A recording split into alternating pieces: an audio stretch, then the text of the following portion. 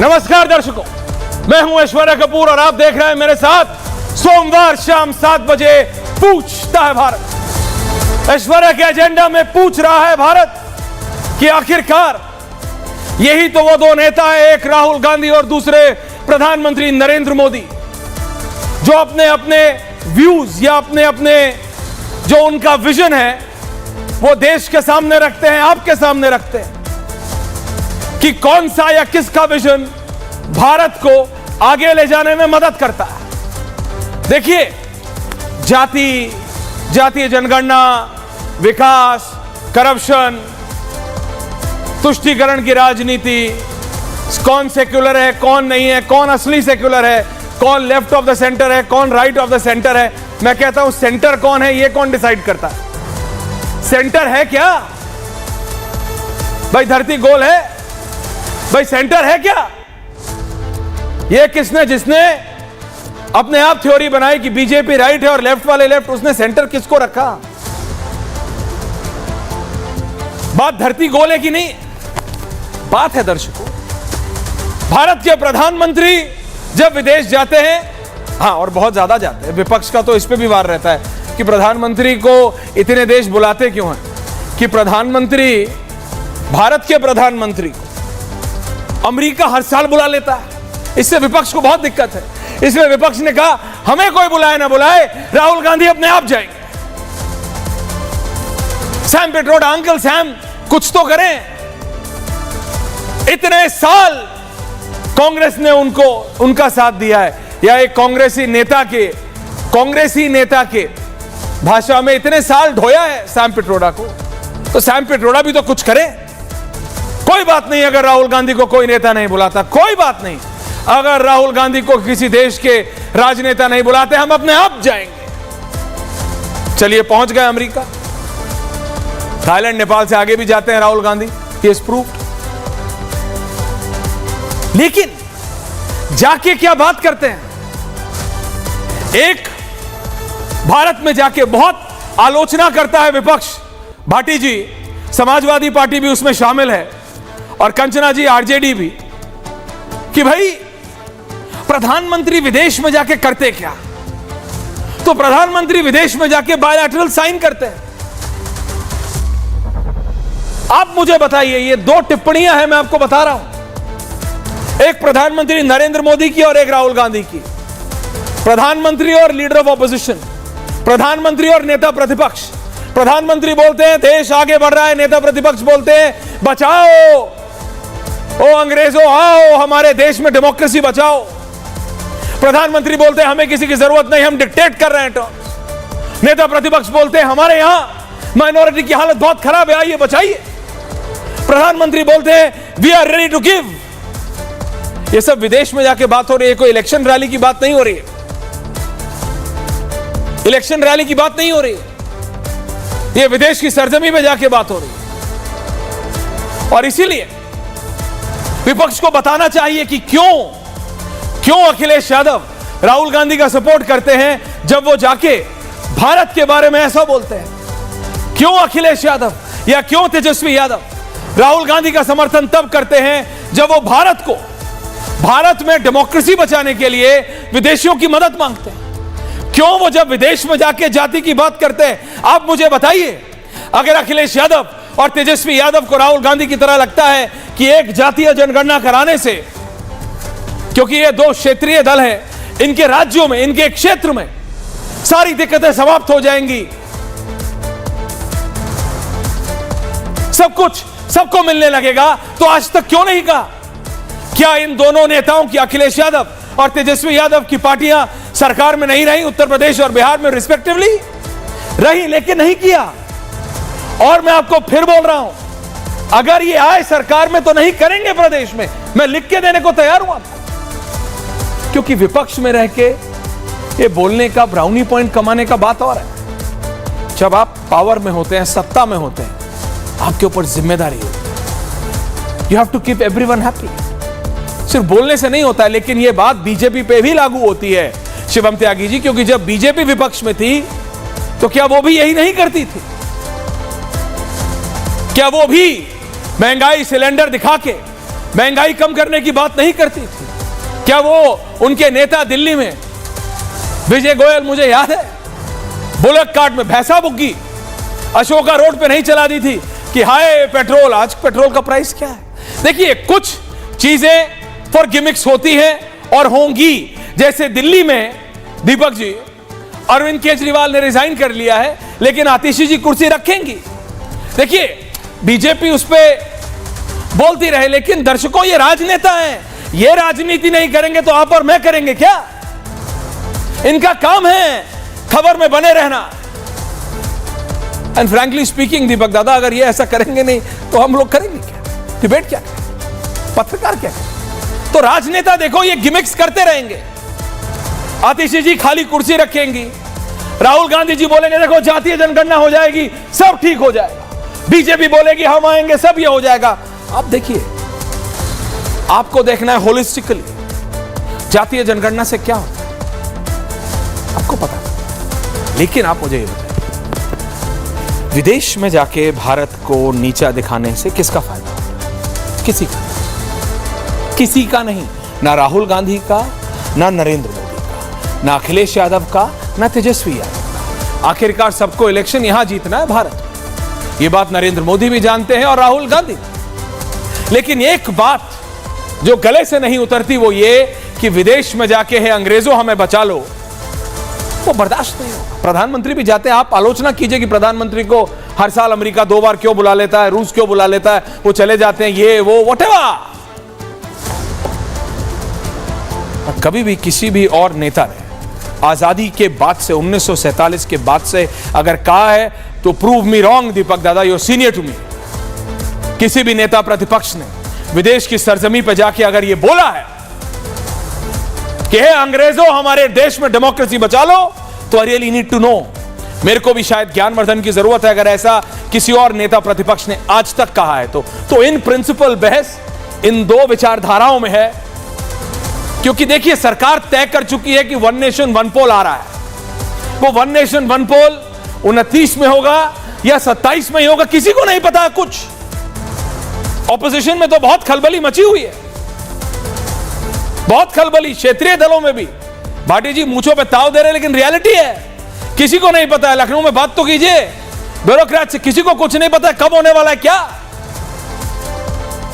दर्शकों, ये भारत के लिए भी, आपके लिए भी, मेरे लिए भी बहुत महत्वपूर्ण समय है समझने के लिए कि किसकी विचारधारा भारत के लिए फायदेमंद है, आपके और हमारे लिए फायदेमंद है। Can have the full panel on है। शिवम त्यागी जी भारतीय जनता पार्टी के युवा नेता है, राष्ट्रीय प्रवक्ता है। मेरे साथ समाजवादी पार्टी के भाटी जी, राजकुमार भाटी जी मेरे साथ हैं। मेरे साथ आरजेडी से कंचना जी मेरे साथ हैं। मेरे साथ करण त्रिपाठी हैं। मेरे साथ अजय वर्मा है कांग्रेस पार्टी के, और वरिष्ठ पत्रकार दीपक चौरसिया जी भी मेरे साथ जुड़े हुए हैं। आप सबका बहुत बहुत धन्यवाद। Can have the names as well. मैं सबसे पहले राजनीतिक लोगों के पास जा रहा हूं दीपक दादा, फिर आपके पास आ रहा हूं। Can have Ajay Varma on air also. Ajay Varma, thank you. Ajay Verma ji, आप मुझे बताइए क्या मिलता है आपके नेता और देश के नेता प्रतिपक्ष, लीडर ऑफ ऑपोजिशन को विदेश जाके विदेशियों से, गोरों से ये बोलना कि हमारे देश में डेमोक्रेसी बचाओ। यही तो कांग्रेस थी। इसलिए मैं कहता हूं आज की कांग्रेस 47 की कांग्रेस नहीं है, क्योंकि यही तो कांग्रेस थी जिसने आजादी में, और कोई भी चाहे शिवम एड़ियां पटकते रहे और ये बोले कि कांग्रेस का योगदान आज कोई नहीं मान सकता। कोई मान सकता कि नहीं, क्योंकि था। लेकिन आज की कांग्रेस और तब की कांग्रेस में जमीन आसमान का फर्क है। तब की कांग्रेस ने कहा था अंग्रेजों भारत छोड़ो, आज के आपके नेता कह रहे हैं अंग्रेजों भारत बचाओ। Understand this Ajay Verma ji, the difference, the paradigm shift. दिन का रात, रात का दिन हो गया है कांग्रेस पार्टी के लिए। अजय वर्मा, जातीय जनगणना से सब कुछ ठीक हो जाएगा? ऐश्वर्या जी, अजय जी, ये विचारधारा का खेल है। हाँ, मैं यही तो कह रहा हूं, विचारधारा का खेल है। 2 विचारधाराएं चल रही हैं, एक महात्मा गांधी की और एक गॉडसे की। और देश की धरती हो या विदेश की धरती हो, जब यह कहा जाता है छोड़ो यार, भारत में पैदा होने पे मुझे बड़ी शर्मिंदगी हुई। संवैधानिक पद पर बैठे हुए देश के प्रधानमंत्री साउथ कोरिया में, चाइना में जाके, ये वीडियो अगर आप कहें तो इसे चलवा दें आपके उस पर खुलवा कर, ये छोड़ो यार, बड़े शर्मिंदगी हुई भारत में। और रशिया में जाकर कहते हैं पुतिन साहब से 2014 से पहले मित्रों भाटी जी भारत also। हताशा और निराशा में जी रहा था। अच्छा। यहाँ सारे लोग हताश और निराश थे। अटल बिहारी वाजपेयी जी की भी सरकार रही थी, वो भी हताश निराश थे। तो ये घमंडिया लोग हैं। अच्छा। जब राहुल गांधी तो लीडर ऑफ ओपोजिशन है और उन्होंने बिल्कुल है, ऐसी मैंने कहा- कोई भी बात नहीं कही कि साहब अंग्रेजों भारत बचाओ। पक्ष रखा है, नेता प्रतिपक्ष अगर अपनी बात भी ना रखे, सरकार की आलोचना ना कर सके और वहां जाके आरती उतारे, लड्डू खिलाए और सरकार के गुणगान करे। अजय जी मुझे सिर्फ इतना बताइए, शिवम जी मैं आ रहा हूं, नहीं मैं कुछ नहीं चाहता। अगर आपने नहीं, आप मेरे को नहीं, आप प्लीज सुनिए। प्लीज नहीं, प्लीज प्लीज सुनिए। आपने कहा दो, 10 सेकंड में फाइनल। नहीं भैया 40 दूंगा, नहीं, 10 नहीं 40 दूंगा। आपने कहा दो विचारधाराएं। महात्मा गांधी जी ने ये कब बताया था? दीपक दादा को भी ले आइए। ये कब बताया था महात्मा गांधी जी ने?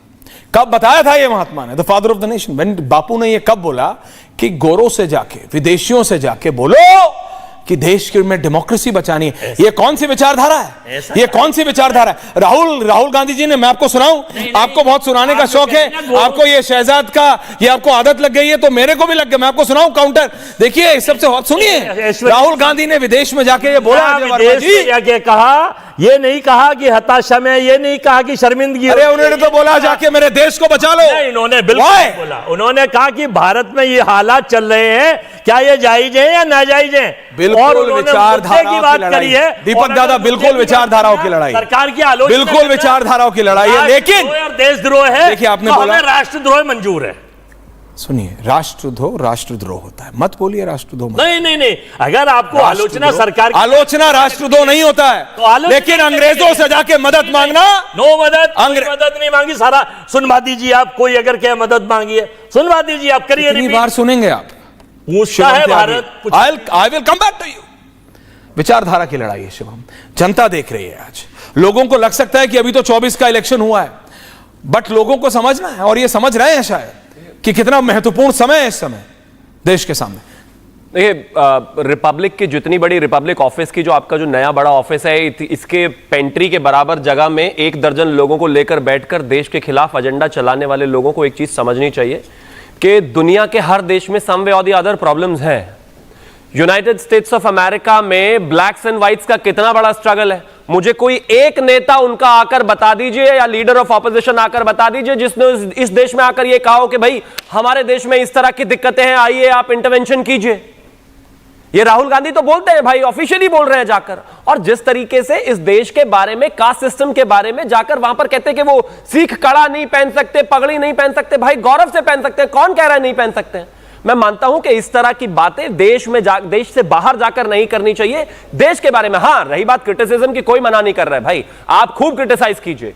आप जितना क्रिटिसाइज करना चाहते हैं देश को, देश के बारे में, देश के नेताओं को, नरेंद्र मोदी जी को क्रिटिसाइज कर रहे हैं ना, करिए। लेकिन देश को क्यों क्रिटिसाइज कर रहे हैं? कोई और विदेशी आकर यहां पर आपको क्रिटिसाइज नहीं करता। शिवम जी, आप विपक्ष में थे, आप भी करते थे, लेकिन क्रिटिसाइज करते थे। बिल्कुल करिए। मैंने कहा ना, मैं वो भूला नहीं हूं। दीपक दादा, विजय गोयल दिल्ली में बुलक कार्ट चला दी थी, मैं बता रहा हूं ना, भैंसा बुग्गी चला दी थी, बैलगाड़ी चला दी थी अशोक रोड में। 11 अशोक रोड बीजेपी का हेडक्वार्टर्स होता था, उसके सामने कि हाय महंगाई, हाय महंगाई। लेकिन मैं कह रहा हूं क्या बीजेपी ने क्या वो सारे वादे, देखिए ऑपोजिशन में रह के कुछ तो करेंगे। अब आतिशी जी केजरीवाल की खाली कुर्सी ना रखे तो क्या करें भाई? हर दिन जनता को याद दिलाना है कि केजरीवाल स्टिल एग्जिस्ट। कुछ चीजें राजनीति के लिए होती हैं भाटी जी, लेकिन कुछ चीजें राजनीति से ऊपर होती हैं, और वो है देश, वो है राष्ट्र। किसका ऑडियो कट गया? दीपक दादा का ऑडियो कट गया, वापस आऊंगा। भाटी जी आपका व्यू पॉइंट, समाजवादी पार्टी। ऐश्वर्य जी, जी दादा।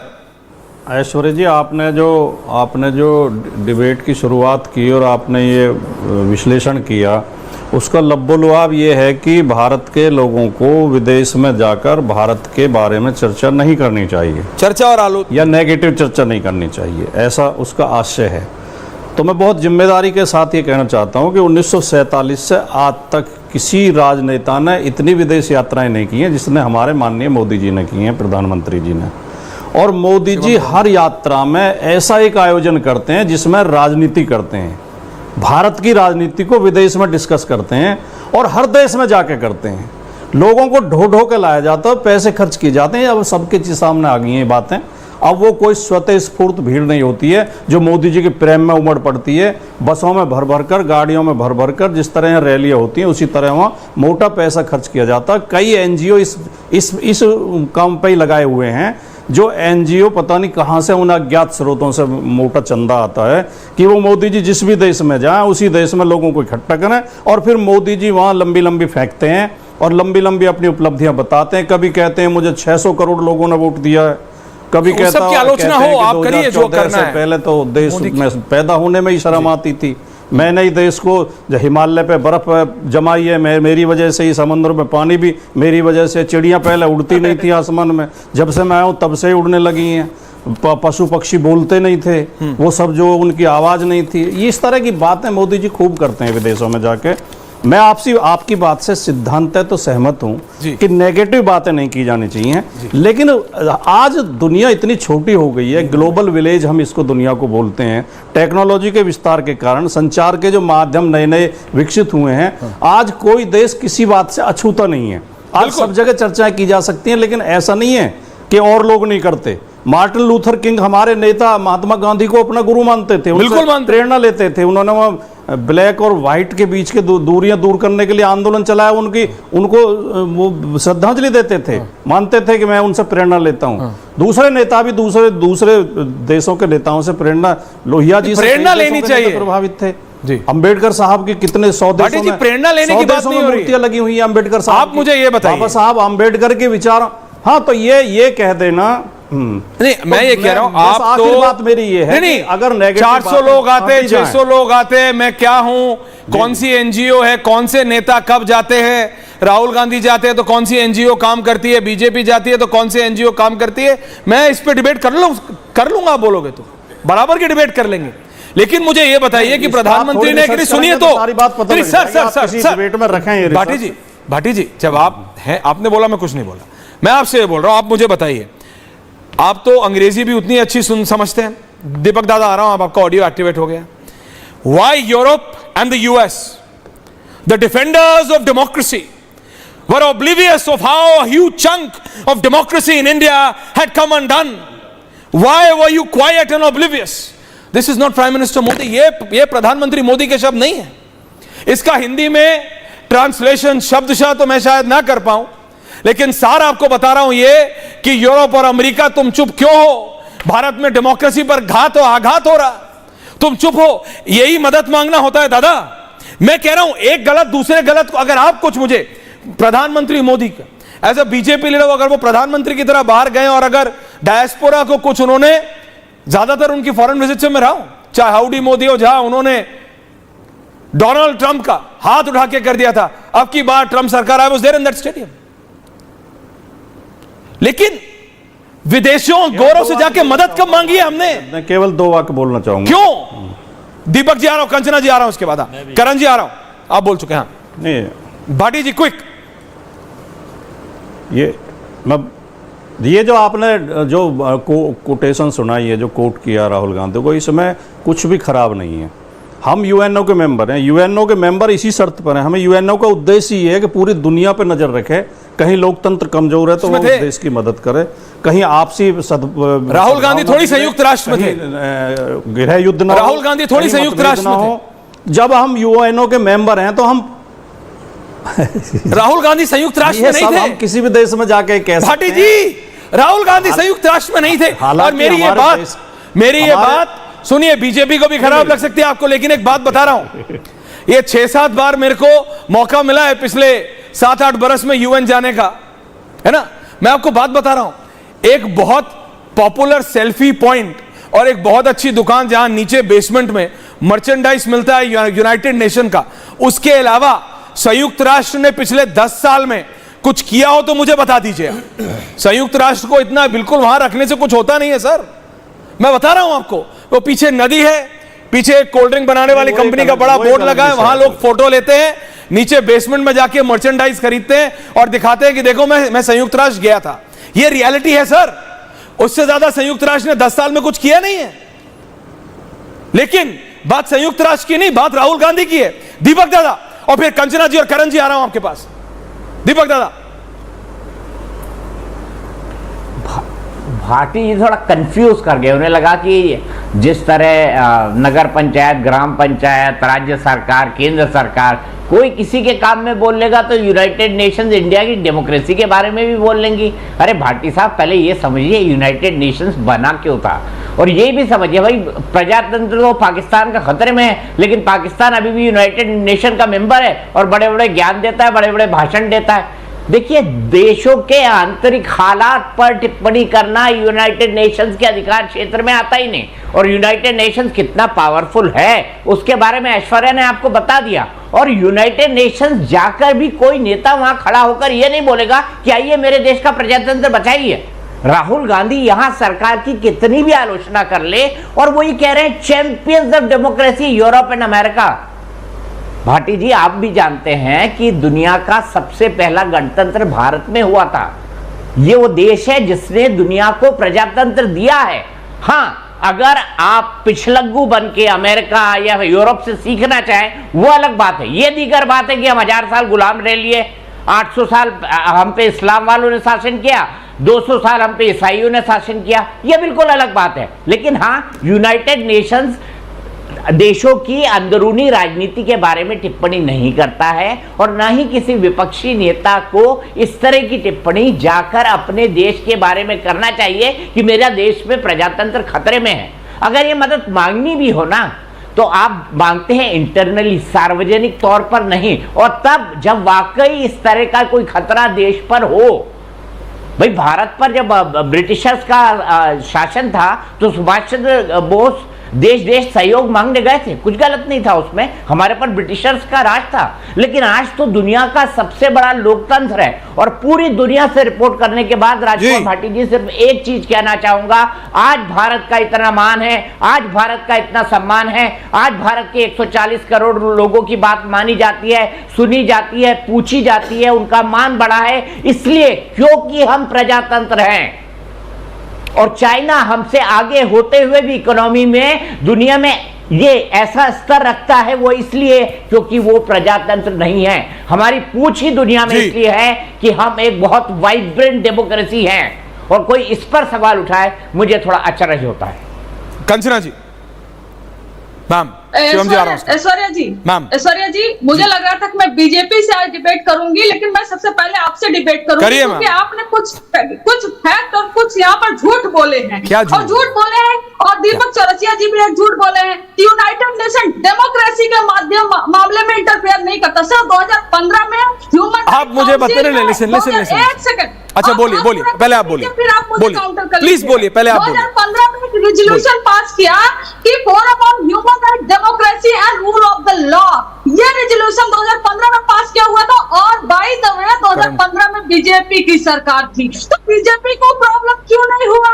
और बीजेपी को तो यूनाइटेड नेशन से इतना प्रॉब्लम है, यूएन का नाम लेने से अरे ये किसी देश के बारे में रेजोल्यूशन नहीं है, ये जनरल बात है। दीपक जी, आप सीनियर हैं, मैं नहीं चाहती कि आपके माथे पर सिकन आए और आप गुस्सा हो, इसलिए मैं बहुत प्यार से आपके बातों का जवाब दे रही हूँ। तो ये बीजेपी की सरकार 10 साल से, यूएन इतना बुरा है तो मोदी जी को वहां से क्विट कर देना चाहिए। पावर में तो है, ऑर्डिनेंस पास करते हैं, इतना पावरफुल, विश्व गुरु बताते हैं, तो यूएन क्विट करने में क्या जाता है? और दूसरा, शुरुआत में आपने बोला था ऐश्वर्या जी कि ये लोग अपने राज्यों में जातिगत जनगणना नहीं कराते हैं, क्या जातिगत जनगणना से सारी समस्या दूर हो जाएगी? आप गलत थे, हमने कराया है बिहार में। नहीं, आपने इम्प्लीमेंट किया, नहीं, आपने इम्प्लीमेंट किया, कराया तो कराया टेक्निकली नीतीश कुमार ने भी, उन्होंने भी इम्प्लीमेंट नहीं किया, क्योंकि मैम सुनिए, आपको, अच्छा बोलिए, 30 और बोलिए, पहले मुझे बोलने दीजिए। टेक्निकली ठीक है, आप नीतीश कुमार जी को क्रेडिट देते हैं, ओके, वो आपका पॉइंट ऑफ व्यू से हो सकता है, लेकिन बीजेपी के साथ थे तो नहीं कराया। हाँ, नहीं कराया, कोई भी पार्टी हो, Kanchana ji, that is what I am saying, कोई भी पार्टी हो, बोलने के लिए वो डमरू बजाना आपको आसान है कि जातीय जनगणना कराने से सब ठीक हो जाएगा, गड़गड़ होने वाला नहीं है। आप सच्चाई सुन नहीं, प्रशांत किशोर तो आप समझिए, प्रशांत किशोर की तो राजनीति आपके काउंटर में है।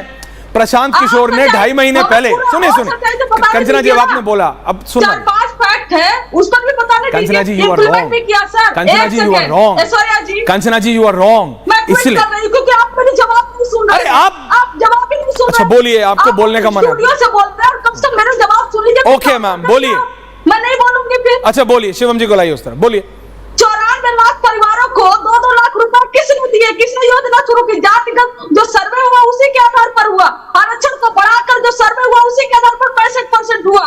तो आप कैसे कह रहे हो कि इम्प्लीमेंट नहीं हुआ? बीजेपी ने डिसकंटिन्यू कर दिया हो तो हम कह सकते हैं कि बीजेपी ने इम्प्लीमेंट नहीं होने दिया। बहुत खराब है बीजेपी। इम्प्लीमेंट किया, डिसकंटिन्यू कर दिया Shivam Tyagi ji. 1 lakh of course. No no, now I have given you time. Kanchana ji, मैंने आपको टाइम दिया। Now please don't do this. नहीं, आप मेरे सारे मुद्दे को नहीं, पॉइंट तो आपने जितने झूठ बोले हैं यहाँ पर उसको काउंटर करने दीजिए। अब हमें दोबारा पहले जो आपने बोला है उसको तो सही रख दूं। नहीं बोला, no. Yes, you keep quiet Kanchana ji. जब राहुल गांधी बोलते हैं कि जातीय जनगणना से सब चुप हो जाएंगे। आपको प्रशांत किशोर ने चैलेंज किया, पटना में खड़े होके आपके नेता को चैलेंज किया और बोला, प्रशांत किशोर ने बोला आपके नेता को चैलेंज करके, और नीतीश कुमार को भी किया, बीजेपी को भी किया, कि जातीय जनगणना से ये जो डमरू बजा रहे हो अगर ठीक हो जाएगा तो राहुल गांधी को बोलो आज ले आए, सारी पार्टी ले आए, तेजस्वी यादव, आप लोग सब जानते हैं। ये वही बात है जैसे शिवम त्यागी की पार्टी ने, आप सुनिए, can I have everyone on air, Kanchana ji, can I have everyone on air. ये वही बात है दीपक जी, जैसे शिवम त्यागी की पार्टी ने, बीजेपी के नेताओं ने 14 से पहले बोला महंगाई महंगाई महंगाई खत्म कर देंगे। उसमें बाबा रामदेव भी थे।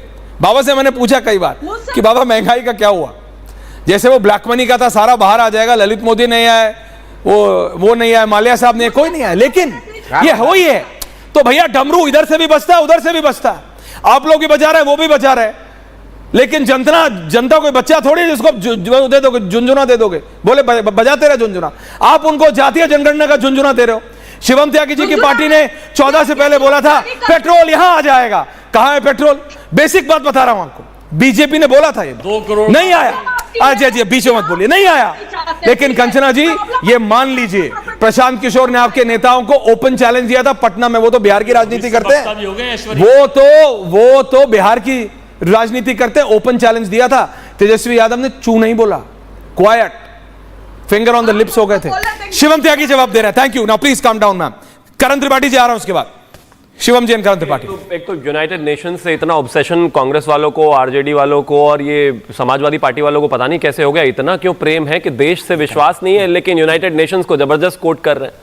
पहली बात तो ये कि जहां तक यूनाइटेड नेशंस का विषय है, उतना उनसे ऑब्सेशन लेने की आपको आवश्यकता नहीं है। मैं मानता हूं कि कश्मीर के विषय में राहुल गांधी ने जो बोला था उसी बात को कोट करके इमरान खान ने यूनाइटेड नेशंस में बोला था इस देश के संपर्क में कि किस तरीके से वहां पर कश्मीरियों के लिए जेल बनी हुई है। दूसरा, अधीर रंजन चौधरी ने भी एक बहस में बोल दिया था कि किस तरीके से स्थितियां हैं और कश्मीर जो है एक द्विपक्षीय मुद्दा नहीं है, यह विषय तो यूनाइटेड नेशंस में। बाहर निकलो, इस देश का लोकतंत्र, इस देश की डेमोक्रेसी इस देश से ही चलने वाली है। इस देश में मेरे और आपके डिफरेंस ऑफ ओपिनियन हो सकते हैं, मेरी और आपकी बहस हो सकती है। मतलब ये देश लड़ता रहा कि गोरे भगाओ गोरे भगाओ गोरे भगाओ। ये इंडिया अलायंस वाले कह रहे हैं गोरों को लाओ, गोरों को लाओ, वो हमें बताएंगे डेमोक्रेसी कैसे चलती है। कमाल की बात है, उनकी खुद की डेमोक्रेसी इश्यूज वो सॉल्व कर नहीं पाते, लेकिन यहां पर इस तरह की बहस करते हैं। अब आगे आते हैं, प्लीज। आप यहाँ गोरों की तरफ से रिप्रेजेंटेटिव है क्या? मुझे लगा आरजेडी से आप ऐसा लग रहा है कि कहीं बाहर से रहे। रुकिए ना प्लीज, एक एक कोई किसी इंग्लैंड और यूएस के स्पोक्सपर्सन से बहस नहीं कर रहा, प्लीज रुक जाइए। कंचना जी चिल्लाना नहीं है, मैं नहीं चाहता चिल्लाना, मेरी आवाज अच्छी है, क्या फायदा एक एक करके बात कर लेते हैं। दूसरा, जिस कास्ट सेंसस की बात कर रहे हैं, जिस कास्ट सेंसस की बात कर रहे हैं, जातिगत जनगणना की, उसी जातिगत जनगणना को टेबल पर लाने से पहले पी चिदम्बरम जी का बयान है 2013 में फ्लोर देवता का क्या हो गया जाता है। दौरा पड़ गया क्या? दौरा पड़ गया क्या? रुको जरा, दौरा पड़ गया क्या? होता है, मैं आऊंगा आपके एक एक करके। दौरा पड़ गया क्या? रुकिए जरा, चिल्लाना नहीं है, एक एक करके।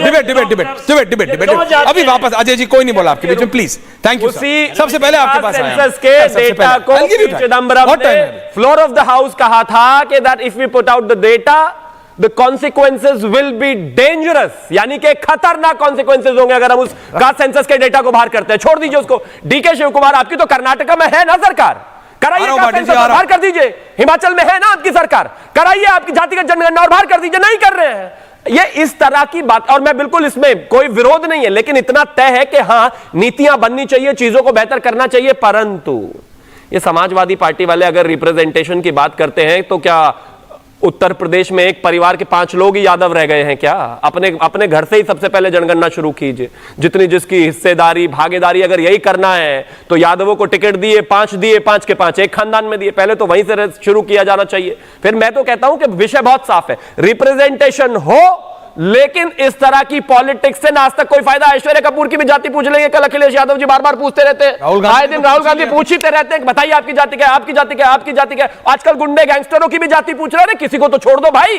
और उसी के आधार पर फिर राजनीति शुरू कर देते हैं। मैं मानता हूं ये देश समझता भी है, जानता भी है, और उसी के आधार पर निर्णय भी लेता है। करण जी, नहीं क्या हुआ, आपको कुछ दिखा ना? मैं आ रहा हूं आपके पास, अभी आ रहा हूं। करण त्रिपाठी जी बोलिए। त्रिपाठी जी। ऐश्वर्य जी, ऐश्वर्य जी मेरी आवाज आ रही? बाबुलंद आ रही है त्रिपाठी जी। भाटी जी आ रहा हूं। ऐश्वर्य जी देखिए, ऐसा है, सुनिए ऐसा है, शिवम जी, जहां तक अभी शिवम जी को मैं सुन रहा था कि उन्होंने बहुत बड़ी बड़ी बातें बताई कि चिदम्बरम जी ने ये कहा वो कहा।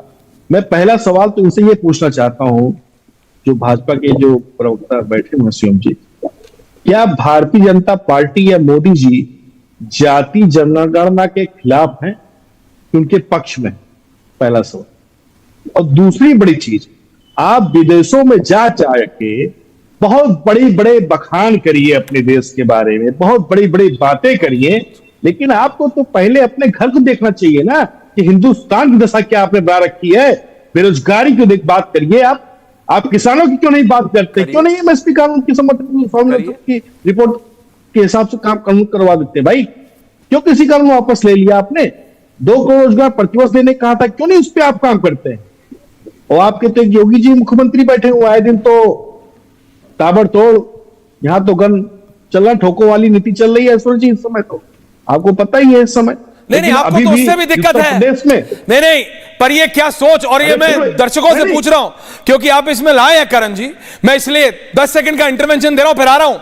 अजय जी आ रहा हूं, भाटी जी आ रहा हूं आपको बोले, लेकिन ये बताइए क्या दर्शकों ये वही चीज नहीं है जो जम्मू कश्मीर में कुछ लोग कहते थे और आज भी कहते हैं कि दे रिप्रेजेंट इंडिया, और जब आतंकवादियों को हमारी सेना के जाबाज गिराते थे, उन आतंकवादियों को जो देश भर में आतंक फैलाने के लिए पड़ोसी भेजता था, बोलते थे नाम देखो, नाम देखो, नाम देखो। हमने हमेशा कहा आतंकवाद का कोई मजहब नहीं होता, कोई धर्म नहीं होता, और आतंकवादी का भी कोई धर्म नहीं होता, कोई मजहब नहीं होता।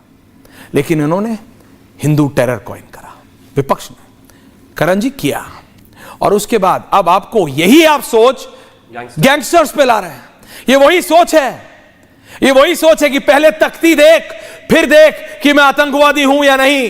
पहले देख तख्ती पे क्या लिखा है, कपूर या खान, उसके बाद ये डिसाइड होगा कि आप गैंगस्टर हो या आतंकवादी हो। नहीं, कर्म डिसाइड करेगा ना, व्हाट यू डू। अगर आतंक करोगे तो ही तो आतंकवादी होगे, नाम का क्या मतलब है? ये आप लोग हैं जो जानबूझ के पहले बोलते हैं तख्ती देख, यानी पहले धर्म देख उसके बाद डिसाइड कर, पहले मजहब देख उसके बाद डिसाइड कर, फिर गैंगस्टर है। करण जी, उसमें आप ब्राह्मण और ठाकुर भी कर देते हैं। मैं आपको बता रहा हूं, आप तो उसमें भी ब्राह्मण और ठाकुर कर देते हैं। लेकिन मुझे यह बताइए, कौन सा नेता भारत का विदेश जाके आतंकवादी पकड़ा के नहीं पाया? आप मुझे बताइए, कश्मीर में आप आतंकवादियों की बात ना करें तो गुरु की बात कर रहे हैं कांग्रेस वाले। कश्मीर में 370 खत्म। अरे अफजल गुरु के प्रेमी को आपने पार्टी में ज्वाइन कर लिया, चुनाव लड़ा दिया कन्हैया कुमार को भाई, और क्या करोगे? कमाल बात कर रहे हैं आप। आपके साथी ने जो है अभी और दिल्ली में मुख्यमंत्री बना दिया अफजल गुरु के सपोर्टर लोगों को। क्या बात कर रहे हैं आप?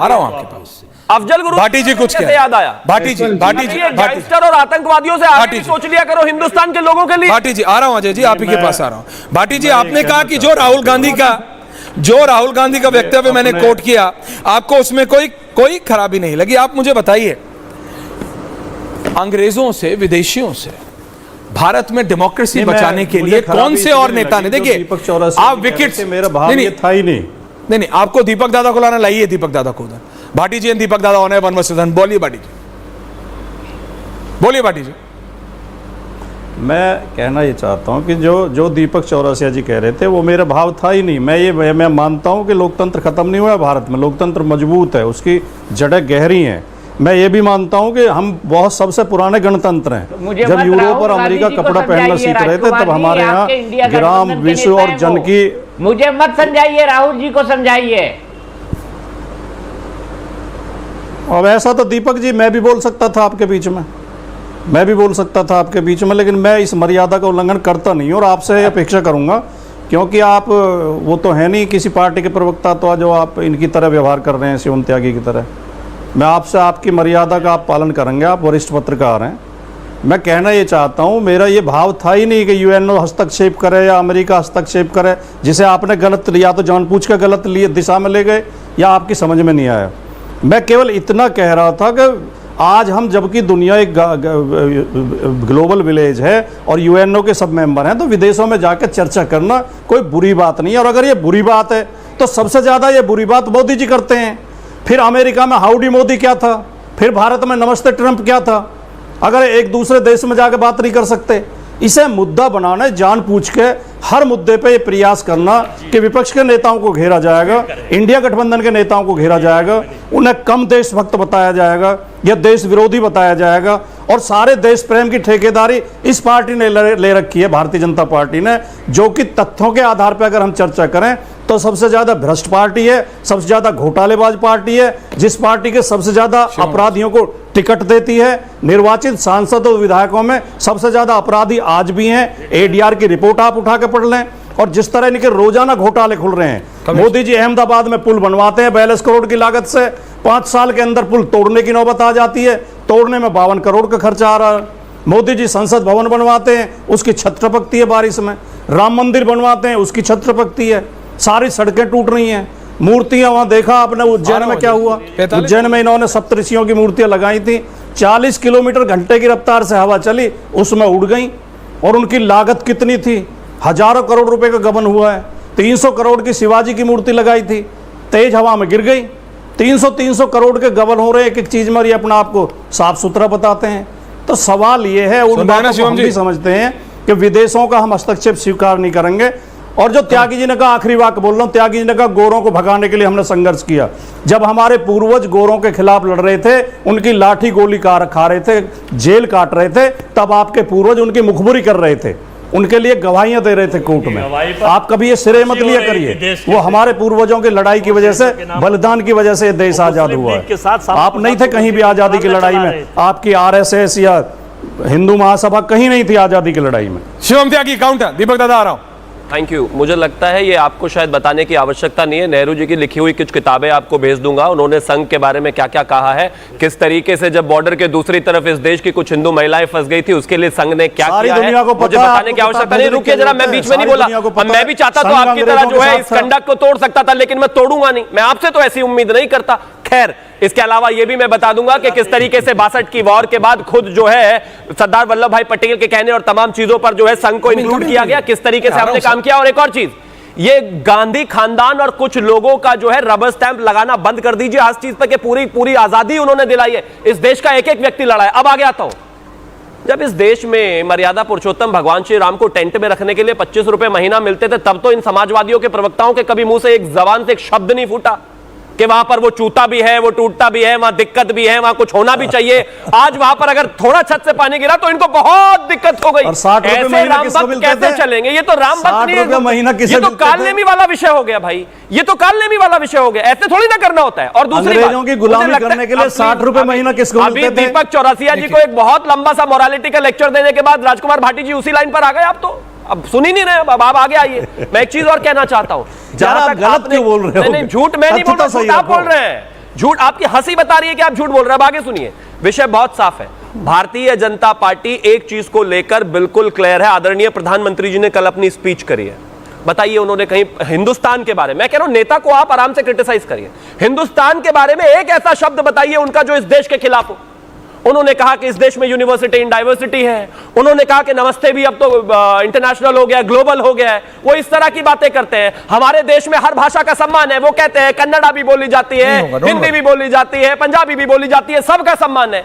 आपका जो दूसरा नेता है वो 1 दर्जन लोगों को पेंट्री में बिठाकर हिंदुस्तान के बारे में सिर्फ गलत ही बातें बोली जाती है कि डिफेंडर्स ऑफ डेमोक्रेसीज को हिंदुस्तान में इंटरवेंशन देनी चाहिए, सिखों को यहां पर दिक्कत है और बहुत प्रॉब्लम है, और खास तौर पर अगर पत्रकारिता की बात करें और मीडिया की बात करें तो वहां पर भी अपर कास्ट के लोग हैं। ये इस तरह की बातें होती है क्या? कोई कौन करता है इस तरह की बातें विदेश में जाके? मैं कहता हूं ना, फिर से हर देश में अपनी एक प्रॉब्लम है। टाइम दूंगा आपको, बंद नहीं करूंगा, टेंशन मत अपने लीजिए। देश के बारे में इस तरह की बातें यहां बोलता हो। चुनाव यहां लड़ना है या यूके में लड़ना है या यूएस में लड़ना है? आपने कमाल की बात हो गई। Okay. और अगर आपको अभी भी ये बात बुरी नहीं लग रही तो माफ कीजिए, ये आपका जो सोचने का तरीका है ये पूरे तरीके से करप्ट हो। Point taken. अजय वर्मा जी बोलिए। दीपक दादा आ रहा है उसके बाद। देखिए ऐश्वर्या जी, मैं भी सुन रहा था भाजपा के कभी प्रवक्ता को।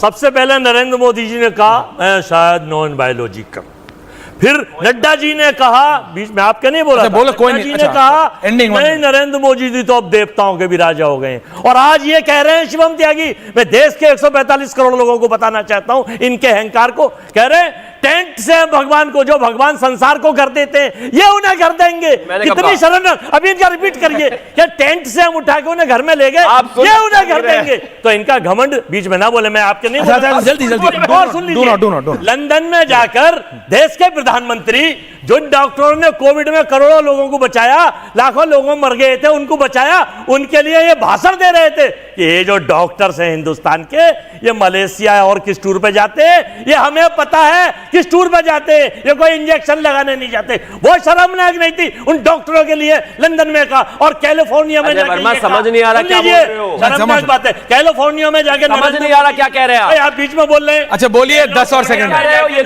समझ नहीं आ रहा कि हिंदुस्तान में 1 रुपए में 85 पैसे चले जाते हैं, 15 पैसे बचते हैं। तो वो रामायण का पाठ कर रहे थे वहां पे। तो राजीव गांधी ने क्या कही थी? राजीव गांधी ने क्या कही थी? समझे नहीं।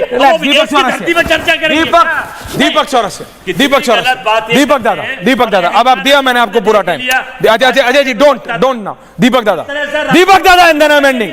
दीपक दादा बड़ा ही शर्मनाक और निंदनीय। दीपक दादा, मैं बड़ी सिंपल सी बात कहना चाहता हूं, चूंकि भारतीयता वर्सेस जातीयता इसकी बात हमारे डिबेट के अंदर हो रही है, तो मैं सिर्फ उन तमाम पॉलिटिकल पार्टी को जो जाति जनगणना की बात करते हैं, क्या मैं जाति जनगणना के समर्थन में हूं? मैं चाहता हूं कि हर तरह का डाटा सार्वजनिक हो, जाति जनगणना हो जाए, इसमें भी कोई बुराई नहीं है। लेकिन मैं ऐसी तमाम पॉलिटिकल पार्टी जो जातीय जनगणना की बात करती हैं उनसे ये कहना चाहता हूं कि भाई बिहार में तो जातीय जनगणना का सर्वे का आंकड़ा सामने आ चुका है। आरजेडी को चाहिए, कंचना जी की पार्टी को चाहिए कि सेम आंकड़े के आधार पर जिसकी जितनी भागीदारी, जिसकी जितनी हिस्सेदारी उसकी उतनी भागीदारी, उसी हिसाब से टिकट वो बांट दे। उत्तर प्रदेश में अखिलेश जी भी उसी हिसाब से टिकट बांट दे, राहुल जी भी उसी हिसाब से टिकट बांट दे, जितने आंकड़े हैं उसी के हिसाब से बांट दे।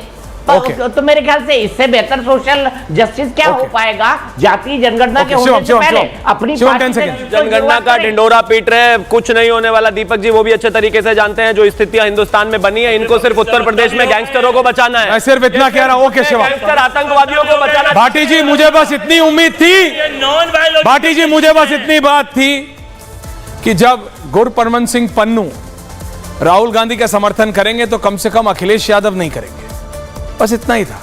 जब राहुल गांधी यूरोप और अमेरिका से भारत की डेमोक्रेसी को बचाने की मदद करेंगे तो अखिलेश यादव राहुल गांधी की का समर्थन नहीं करेंगे, कम से कम इन पॉइंट्स पर। पन्नू कौन है ये आप भी जानते हैं और मैं भी, भारत का हितैषी नहीं है। बहुत बहुत धन्यवाद आप सबका। पूछता है भारत में। Thank you very much.